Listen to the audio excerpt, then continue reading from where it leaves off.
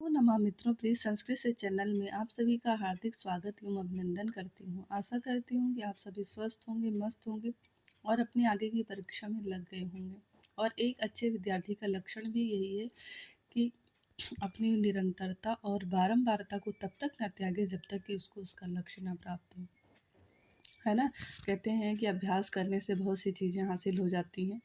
तो अभ्यास बहुत ज़रूरी है। और आप ये मायने नहीं रखता कि आप कितना बुद्धिमान हैं, बल्कि ज़्यादा ये मायने रखता है किसी भी सक्सेस में कि आप उस पर काम कितना कर रहे हो। तो आप जितना मतलब और काम भी ऐसा हो जो लगातार हो, लगातार आप किसी भी चीज़ पर फोकस करेंगे तो कहते हैं पत्थर पूजने से भगवान भी मिल जाते हैं। तो आपका लक्ष्य क्यों नहीं हासिल होगा। तो इसलिए आप अपने बिना रुके, बिना कहीं कुछ सोचे, यदि आप सीटेट की परीक्षा में सफल हुए तो बहुत अच्छी बात है। अगर नहीं भी हुए तो उस परीक्षा में लग जाइए। फिर से आप अपने जहाँ जहाँ जो जो कमियाँ रह गई हैं उनको देखते हुए अपने तैयारी पर लग जाइए। और यदि आप सफल हो गए हैं तो आप अपने परीक्षा अगले की परीक्षा की तैयारी में लग जाइए। तो चलिए हम लोग, और मैं ईश्वर से प्रार्थना भी यही करती हूँ कि 2024 में आप सभी को आपका लक्ष्य प्राप्त हो। और वीडियो शुरू करने से पहले एक छोटा सा अनुरोध है कि यदि आपको मेरे द्वारा बताए जा रहे कंटेंट, प्रश्न समझ में आ रहे हैं, उससे कुछ लाभ हो रहा है तो चैनल को लाइक, सब्सक्राइब एवं शेयर अवश्य करें। और यदि लाइक, सब्सक्राइब, शेयर करने में आपका कोई नुकसान नहीं हो रहा हो तभी करिएगा। चलिए हम लोग प्रश्नों पर आते हैं। प्रश्न संख्या 163 कह रहा है कि ग्राम्य पद में कौन सा प्रत्यय लगा है। क्या कह रहा है कि ग्राम्य पद में कौन सा प्रत्यय है। चा प्रत्यय, या प्रत्यय, यद प्रत्यय अथवा यण प्रत्यय। ग्राम्य पद में कौन सा प्रत्यय लगा हुआ है। तो देखिए, जो ग्राम शब्द है वो सबसे पहली चीज़ तो जो प्रत्यय दो हैं, एक कृत और एक तद्धित। कृत प्रत्यय क्या होते हैं। कृत प्रत्यय धातुओं के साथ जुड़ते हैं और तद्धित प्रत्यय आपके जो होते हैं वो किसके साथ जुड़ते हैं, वो संज्ञा, सर्वनाम इत्यादि के साथ जुड़ते हैं। और स्त्री प्रत्यय एक होता है जो किसी भी पुल्लिंग शब्द को स्त्रीलिंग बनाने का कार्य करता है। तो मुख्य रूप से ये प्रत्यय के भेद होते हैं। यहाँ ग्राम्य है तो सबसे पहले आप यहीं से देख लीजिए। जब आपको उत्तर नहीं समझ में आ रहा तो इस तरीके की चीज़ें किया करिए। जैसे ग्राम्य तो सबसे पहली चीज़ तो यहाँ पे तद्धित प्रत्यय होगा। क्यों? क्योंकि गांव शब्द क्या है आपका, जो है धातु तो है नहीं, तो इसलिए कृत प्रत्यय नहीं होगा, बल्कि कौन सा प्रत्यय होगा, तद्धित प्रत्यय। और स्त्रीलिंग का नहीं है इसलिए स्त्री प्रत्यय भी नहीं होगा। अब यहाँ पे पूछा गया है कि इनमें से कौन सा प्रत्यय ग्राम्य शब्द में लगा है। तो आप देखिए प्रश्न संख्या 163। तो यहाँ पर आप देखिए कि छा प्रत्यय, क्रियातर जूनियम में छा प्रत्यय लगा हुआ है। अगर पूछा जाए, ये भी बहुत इंपॉर्टेंट है छा प्रत्यय। और यत, यण, इनमें से कौन सा प्रत्यय लगा हुआ है। तो आपका जो प्रत्यय यहाँ पर लगा हुआ है वो है आपका या प्रत्यय। ग्राम्य में, ग्राम पद में या प्रत्यय लगा हुआ है। ठीक है, ग्राम पद में या प्रत्यय लग करके ग्राम्य रूप बना हुआ है। तो ऑप्शन नंबर बी आपका सही होता है। अगले प्रश्न पर आते हैं। प्रश्न संख्या 164। प्रश्न संख्या 164 कह रहा है कि वृद्धि संज्ञक शब्दों के, कह रहा है कि वृद्धि संज्ञक शब्दों के शब्दों से आने वाला प्रत्यय है। यानी जो वृद्धि संज्ञक शब्द है, वृद्धि संज्ञक कौन से शब्द हैं, आ, ओ और ए। ये तीन वृद्धि संज्ञक शब्द हैं। तो ये तीन जो वृद्धि संज्ञक शब्द हैं,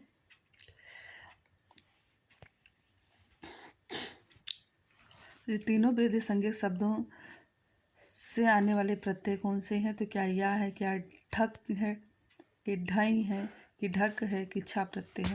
प्रश्न संख्या 164 बहुत बढ़िया प्रश्न है। प्रश्न संख्या कौन सा प्रत्यय है। तो यहाँ पर आपका जो वृद्धि संज्ञक होता है शब्द, उनसे आने वाला प्रत्यय आपका जो है, वृद्धि संज्ञक शब्दों से आने वाला जो प्रत्यय होता है वो आपका छा प्रत्यय होता है। ठीक है। अब वृद्धि संज्ञक वर्ण हमने बताया था अभी, इसमें तो शब्द पूछा गया तो वृद्धि संज्ञक वर्ण तीन होते हैं, है ना। विद, रात, एच, आत और एच, ये तीन जो है वृद्धि संज्ञक शब्द होते हैं। यानी कि बड़ा आ, ए और औ, ये जो है वृद्धि संज्ञक शब्द हैं तीनों। शब्द नहीं, सॉरी, वर्ण हैं। ठीक है। और इसका सूत्र है वृद्धिरादेश। और वृद्धि संज्ञक शब्द यहाँ कहा गया, तो वृद्धि संज्ञकों सब, वृद्धि संज्ञक शब्दों से आने वाला जो प्रत्यय होता है वो आपका होता है छा प्रत्यय। ये भी इंपॉर्टेंट प्रश्न, यूनिक प्रश्न है। प्रश्न संख्या 165 कह रहा है कि का वर्गीय पद में कौन सा प्रत्यय लगा होता है। तो का वर्गीय पद में जैसे अभी हमने बताया था क्या किराता अर्जुन ने पहले ही बता दिया था। तो जो का वर्गीय पद होते हैं उनमें आपका जो है छा प्रत्यय लगता है। ऑप्शन नंबर डी आपका सही होता है। अगले प्रश्न पर आते हैं। प्रश्न संख्या 166। प्रश्न संख्या 166 कह रहा है कि साक्तुम में कौन सा प्रत्यय है। का प्रत्यय है, खा प्रत्यय है, या प्रत्यय अथवा या प्रत्यय है। साक्तुम में कौन सा प्रत्यय लगा हुआ है। और ये भी देखिए कृत प्रत्यय है नहीं तद्धित प्रत्यय है, तो तद्धित प्रत्यय का ही कोई भेद होगा।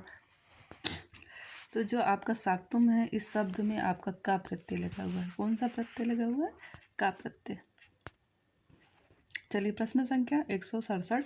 प्रश्न संख्या 167 कह रहा है कि आवरण आवार पारणिया से संबद्ध प्रत्यय है। का छा टाप छा कौन सा प्रत्यय है इससे संबंध। आवार पारीणा शब्द जो है से संबंध प्रत्यय यानी कि जो ये शब्द दिया गया है इसमें कौन सा प्रत्यय लगा हुआ है। प्रश्न संख्या 167। तो इसमें आपका जो है कौन सा प्रत्यय लगा है, खा प्रत्यय लगा है। कौन सा प्रत्यय लगाएगा। अब देखिए आपने का प्रत्यय पढ़ा, खा प्रत्यय पढ़ा, छा प्रत्यय हैं ये सब। प्रश्न संख्या 168 कह रहा है स्त्रीत्व की विवक्षा में प्रयुक्त प्रत्ययों की संज्ञा होती है। अभी हमने कहा कि पुल्लिंग शब्दों को स्त्रीलिंग बनाने के लिए कौन सा प्रत्यय लगता है, तो स्त्री प्रत्यय लगता है। ऑप्शन नंबर सी आपका सही होता है। प्रश्न संख्या 168 का। प्रश्न संख्या 169 पर आते हैं। प्रश्न संख्या 169 कह रहा है कि आजादी शब्दों में स्त्रीत्व की विवेक्षा आने वाला प्रत्यय है। स्त्रीत्व की विवेक्षा में आने वाला कौन सा प्रत्यय है। यानी कि जो स्त्री प्रत्यय होते हैं तो कई स्त्री प्रत्यय हैं। तो उन स्त्री प्रत्ययों में जो आजादी शब्द के विवक्षा में जो स्त्रीत्व बनाता है तो वो कौन सा प्रत्यय है जो आजादी शब्दों का स्त्रीत्व विवेक्षा करता है। क्या का प्रत्यय, क्या अण प्रत्यय, क्या लेप प्रत्यय, क्या। तो यहाँ देखिए सीधे से देख लीजिए इसमें स्त्री प्रत्यय एक ही दिया गया है। कौन सा, टाप दिया गया। बाकी सब जो है ये देखिए लेप प्रत्यय कृत प्रत्यय है, का प्रत्यय तद्धित प्रत्यय है, आड़ प्रत्यय कृत प्रत्यय है। तो ये तीनों ही ऐसे ही कट गया। और स्त्री प्रत्यय जो है सिर्फ टाप ही प्रत्यय है। तो टाप आपका आजादी गण में स्त्रीत्व विवेक्षा करने में आने वाला प्रत्यय आपका टाप प्रत्यय होता है। स्त्रीत्व प्रत्यय और होते हैं टाप डाप चाप, ये सब स्त्रीत्व विवेक्षा करते हैं। प्रश्न संख्या 170। बाला पद में कौन सा प्रत्यय लगा हुआ है। बाला पद में कौन सा प्रत्यय लगा हुआ है। क्या टाप लगा हुआ है, टाप, क्या का छा खा। तो देखिए का छा खा ये सब स्त्रीत्व विवेक्षा करने वाले प्रत्यय नहीं था बल्कि तद्धित प्रत्यय। आपका टाप प्रत्यय जो है ये बाला पद में प्रयुक्त हुआ है, ये स्त्री प्रत्यय है। चलिए प्रश्न संख्या देखिए प्रश्नों को हल करने का तरीका यदि आपको पता है ना तो होता क्या है कि देखिए जितना भी आप पढ़ लीजिए आपका जो पेपर आता है उसका 100% कभी भी आपको नहीं आता रहता है। 5-6 प्रश्न ऐसे ज़रूर होते हैं जो आपको उलझाते हैं। और उन प्रश्नों को हम अपने स्मार्ट तरीके से या स्मार्ट बुद्धि से कैसे हल कर सकते हैं, तो यही सब करके कुछ नियम लगा करके आप गेस करके ही जब लगाते हैं ऑप्शन तो ज़्यादा सही होने के चांस रहते हैं। और जो तुक्का मारना होता है क्या कि आँख बंद करके किसी गोला मार दो तो वहाँ पे उत्तर सही होने के कम चांस रहते हैं। चलिए प्रश्न संख्या, कई बार देखा होगा कि बच्चे बहुत पढ़े होते हैं, उनको बहुत ज्ञान होता है लेकिन परीक्षा को उत्तीर्ण नहीं कर पाते। क्यों, क्योंकि कहीं ना कहीं मतलब इन सब टेक्निक का कुछ अभाव तो ज़रूर रहता है। चलिए प्रश्न संख्या 171 कह रहा है कि देवी शब्द में प्रत्यय का विधान हुआ है डीप डी श्रेणिंग, इनमें से कोई नहीं। तो डी पड़ी सडिंग ये तीनों प्रत्यय जो हैं आपके स्त्री प्रत्यय हैं। और देवी शब्द में पूछा गया है कि इसमें कौन सा प्रत्यय लगा हुआ है, इसमें आपका ड़ीप प्रत्यय लगा हुआ है। क्या, ड़ीप प्रत्यय। ऑप्शन नंबर बी सही होता है। अगले प्रश्न पर आते हैं। प्रश्न संख्या 172 ने कह रहा है गौरी पद में प्रकृति और प्रत्यय क्या है कि गौर डीप, गौरडिंग, गौरडीस। बताइए इनमें से कोई नहीं। 172, तो 172 का ऑप्शन नंबर सी सही होगा। गौर धरणीस, गौर धरणीस से बना है आपका क्या शब्द, गौरी शब्द बना है। और ये जो रणीस प्रत्यय है ये भी स्त्री प्रत्यय है। और गौर पुल्लिंग शब्द है और गौरी बना करके स्त्रीलिंग कर दिया गया है। कुमारी शब्द से संबद्ध प्रत्यय है ड़ी, डिंग, डिप, तिप, अड़ीस। सबसे पहले तो आप तिप काट दीजिए तिप जो है वो तिप तसझी है, जो धातु रूप का प्रत्यय है, धातुओं का प्रत्यय है, तो इसको सबसे पहले काट दीजिए आप। ड़ी पड़ेस इन तीनों में से एक ऑप्शन सही होगा। तो बताइए 173 कुमारी शब्द में कौन सा लगा हुआ है? तो कुमारी शब्द में जो आपका प्रत्यय लगा हुआ है वो ड़ीस प्रत्यय लगा। अभी आपने गौरी पढ़ा, कुमारी पढ़ा, गौरी हुआ, कुमारी हुआ, इस तरीके से जितने शब्द हैं सब में ड़ीस प्रत्यय लगा होता है।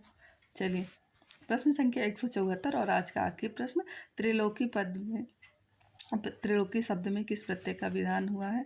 ड़ीप, ड़ीस, ड़ींग, कौन सा प्रत्यय है?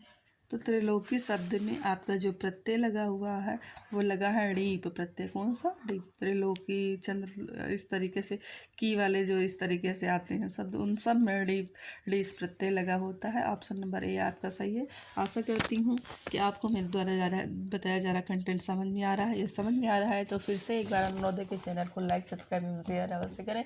आपका एक लाइक, आपका एक सब्सक्राइब मेरा मनोबल बढ़ाता है।